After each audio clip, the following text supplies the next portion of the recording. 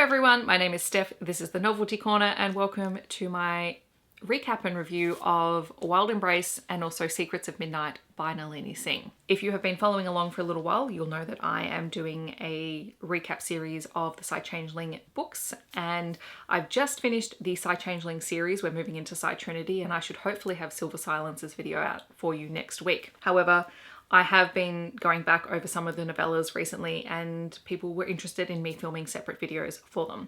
So initially I had planned to film Wild Embrace and Wild Invitation together, which are the two novella collections. However, I just haven't had time to pick up Wild Invitation and reread that one. So I'm going to go with two separate videos and hopefully they'll be a little bit shorter. If you missed it, we are continuing the Psy-Changeling read-along / readathon with my lovely friends from YouTube. I will leave all the details down below. For June, we are reading Silver Silence and Ocean Light, and we'll be talking about those at the end of the month. Wild Embrace is a novella anthology that contains 4 novellas that take place at various points in the Psy-Changeling timeline, and I'll let you know where they fit in the story. I am not going to hold this book up the whole time. I will put a picture of it on the screen, just so my hand doesn't get hurt and so I can talk with my hands, because apparently that's what I do. The first novella in this collection is Echoes of Silence. It is book 2.5 in the Psy-Changeling series, and it is a story that follows Stefan Berg, who is a high-level telekinetic, and Tarzia Narif, who is a human. Stefan is a character who's mentioned quite a bit through the Psy books. The majority of the Psy males that we have met know who Stefan is. They reference him quite often, and we know that he is considered an arrow, but he never completed the training. But everyone who trained with him considers him to basically be a brother. So this story starts out at Alaris, which is a deep sea research facility that's basically on the ocean floor, and it is occupied by humans, Psy and Changelings, and they're doing research out there. And Stefan is the station commander. Tarzia is the station's chief engineer, and so they cross paths quite often. Stefan is your typical very cold, very aloof Psy, and that's what Tarzia sees in him. And he quite often says things to her that are very blunt and that hurt her feelings, even though we later learn that he's just trying to make conversation with her, but he doesn't actually know how to do it. So we find out that Tarzia is estranged from her family. She did really well in school and they were incredibly supportive of her, but they ended up arranging a marriage for her. And she didn't want that and walked away because she wanted this job on Alaris. And so there is a lot of tension between her and her family, and she hasn't heard from them in a long time. Part of the deal of working on Alaris, because it is a deep sea facility that they literally can't leave easily, is that they can do, I think it's 3 or 4 month stints on the ocean floor, and then they have to travel up and they have to spend some time on the surface, and then they can come back down and continue their jobs for their own psychological well-being. Tarzia has reached her 4-month limit and she's going up to the surface with some of her colleagues, and Stefan is also on the shuttle to go to the surface, which Tarzia makes a comment. It's interesting that he chooses to do that because he is teleport capable. So he's actually able to just teleport from the bottom of the ocean floor up to the surface anytime he wants. As it turns out, his 4 months is also up, and that as part of his break, he is going out to help in a region that has been recently affected by a severe earthquake, because he volunteers his services as a telekinetic for the International Search and Rescue Group, which she notes is very strange for a Psy to voluntarily do that, because normally they would not let someone of such a high caliber be involved in something like that, particularly when there's no gain for the Psy. He organises for Tarzia to come with him because he realises that she doesn't have anyone to spend time with while she's on the surface. She's literally planning on staying on base, and they could use an engineer to help them out at this site. So they end up travelling to the site of the earthquake, and they both work in the relief efforts there. And so we learn a lot about them through this because it's hard work. They don't eat enough. They spend a lot of time working and not sleeping enough. And they spend a lot of time in this remote village supporting the survivors, and it has a deep impact on them. And they also begin to learn about each other. So we learn that as a child, Stefan survived a landslide, and the only reason he survived was because he instinctively teleported out. But then he wasn't able to go back in and save his family, so he carries a lot of deep guilt, which in turn affects his psychological profile and is why he tested out of the arrows, despite the fact that he would have been the perfect fit in terms of powers and abilities. They obviously get closer and they form this relationship, and he begins to interact with her on a more human level rather than being so removed from the situation. And all of the references to how telekinetics have trouble controlling their abilities during sex or sexual encounters with their partners in subsequent books stems from this one, because it is Stefan and Tasia who figure out a way for Stefan to channel his powers into something else so that they don't teleport or they don't break furniture or whatever it is that's going on. So this is a really good story to step into if you want to see sort of the progression of Judd and Caleb and the Arrows stories. By the end of the story, Tasia and Stefan go to visit her family so that she can repair some of those bonds that she has with her family members, and they also get married in secret. Well, sorry, they don't get married in secret from her family, but they get married and it is kept a secret when they go back to the base. But this becomes really important that Stefan has married a human, because he is one of the few stable spots in the net by the end of the series when the net is very unstable, because he has a connection to a human and Tasia is helping him to stabilize his region of the Psy-Net. So that was Echoes of Silence. I really, really enjoyed that one. It was nice getting Stefan's backstory. The next novella is Dorian. This story takes place pre the series and then also post book 5. So it sort of spans a bit of time. Dorian is one of the leopard sentinels in the Dark River Pack, and for the first 5 books of the series, he's also a latent leopard shifter, which means he couldn't shift into his leopard form. So the first couple of chapters of this novella deal with how he copes with being a latent shifter amongst his friends who can all shift into their animal form, and sort of the psychological effect that that has on him and how people support him. It also really highlights the fact that he goes into overdrive trying to be the best that he can be in other areas to counterbalance that. So we know that he is an architect, he is a pilot, he is a hacker, and he is an excellent sniper. Those are the 4 things that we know about him from the series, but all stem from the fact that because he couldn't shift, he had to funnel his energy into something else. And then the second part of the novella is after he finally gains the ability to shift into his leopard form. It's not as easy as just shifting and feeling instantly comfortable in his new animal skin, and that he struggles with it, and all of his friends, including Lucas and the rest of the Sentinels, tease him mercilessly because he is struggling. He's basically like a cub, but in full-size adult form. He has to relearn all of those instinctive skills that he has as a human now as an animal, and because he is so good at everything else, he struggles with the fact that he's not good at it initially, which is a nice counterbalance. So this one is more sort of really diving into his backstory.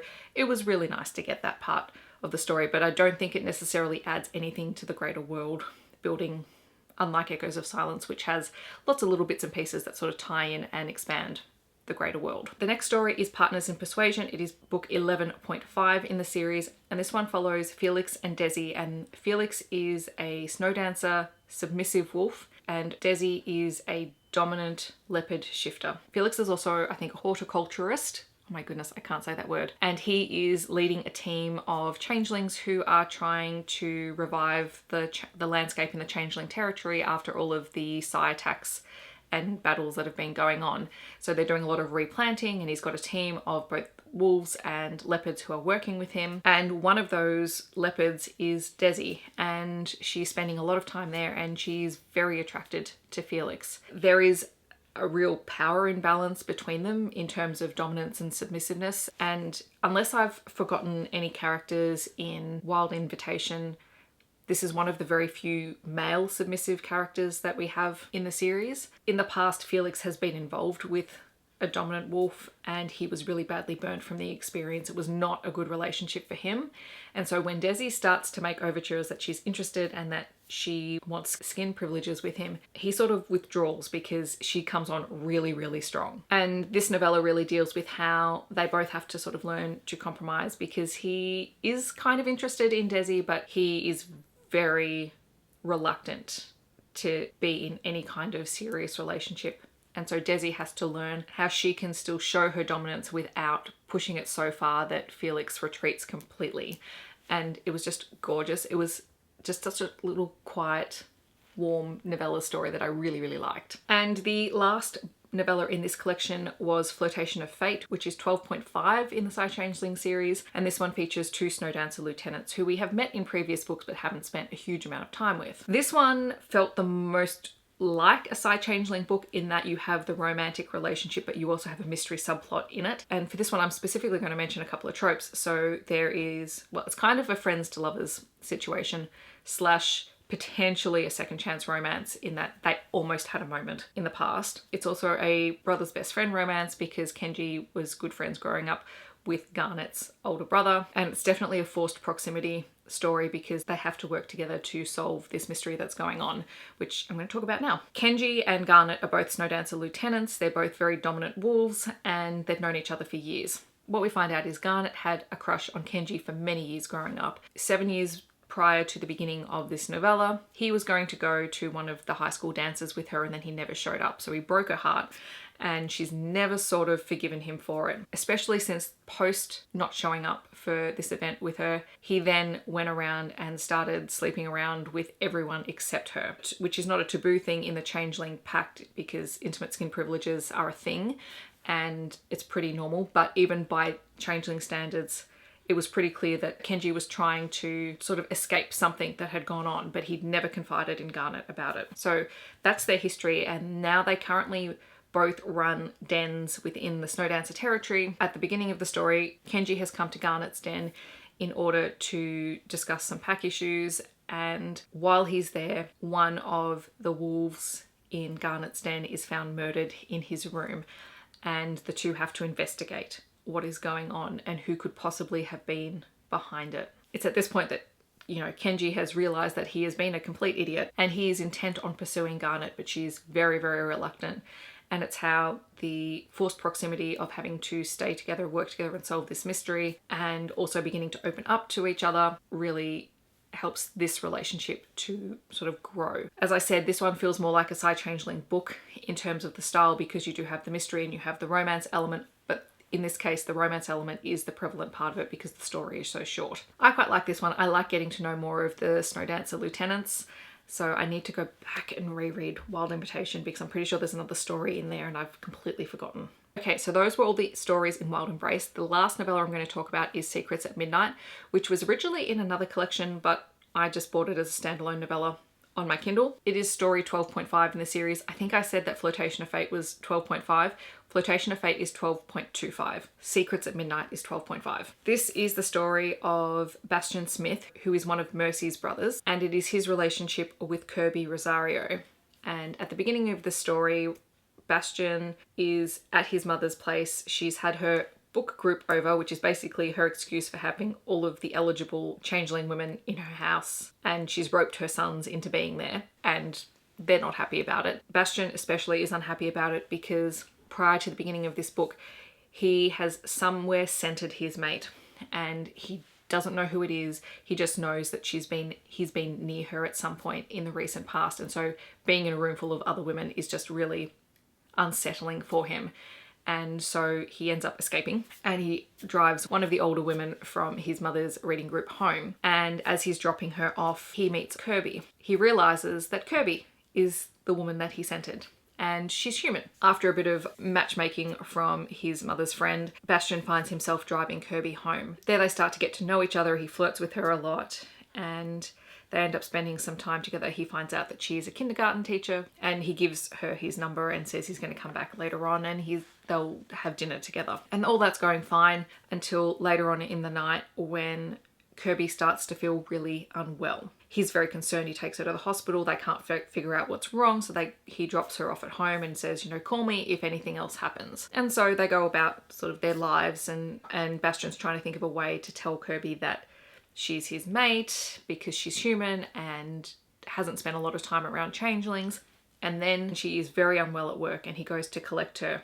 And this whole time he's been wondering why her scent is very strange because she smells human, but every now and then she almost smells like a changeling and he can't figure out what it is because she's insistent that she's a human. She's never shifted into any animal form. When she calls him from work, he comes and collects her and the changeling scent is stronger.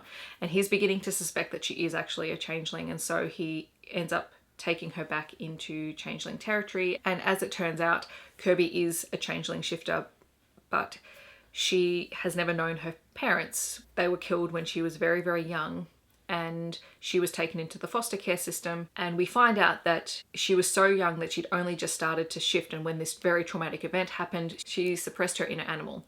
And as it turns out, she's a Canadian lynx. And as she spends more time with Bastian and the changeling, she's eventually able to shift into her animal form, and it's quite scary for her because it's very foreign. And then their relationship is beautiful. My absolute favorite scene is in this entire novella is when Mercy comes to visit Kirby to get to know her. At the beginning of the novella, there's a running joke between her brothers about all the things that Mercy has done in the past. Quite often does her best to try and scare away potential suitors. So she ends up coming to visit Kirby when Bastion's not there, and having been sort of forewarned about Mercy's sense of humour, Kirby plays with her and she gives as good as she gets with Mercy, and then the two become quite good friends. And it's a lovely tie-in for the later books in the Psy-Changeling series, especially I can't remember if it's 14 or 15, but Bastion and Kirby are spending a lot of time with Mercy while she's at home pregnant and helping her out. And so we can see that that's where that friendship ends up extending to, is that Kirby becomes basically a sister to Mercy. And it's really nice because out of all of this, Kirby had no family and she has found a big family. And then she also is able to be in contact with her father's changeling pack because she's never known them and they didn't know that she existed. So it was just a very heartwarming story. I really like Bastion. I loved Kirby. It was very sweet. So those are 5 of the Psy-Changeling novellas. I didn't go into them as in depth as I would necessarily one of the books, but there are a lot of characters that pop up in here and I'm going to try and sort of work out where they all fit into it. I really feel like I need a family tree for everything because that's just the way that my detail orientated brain wants to work at the moment. All right, if you would like to talk to me about any of these novellas, feel free to leave a comment down below. Or if you want to let me know that you were here but you don't want to leave a comment, I would love for you to leave any kind of moon emoji. Feel free to pick. I hope that wherever you are in the world, you are staying safe and healthy, and I will see you in my next video. Thanks so much for watching. Bye everyone.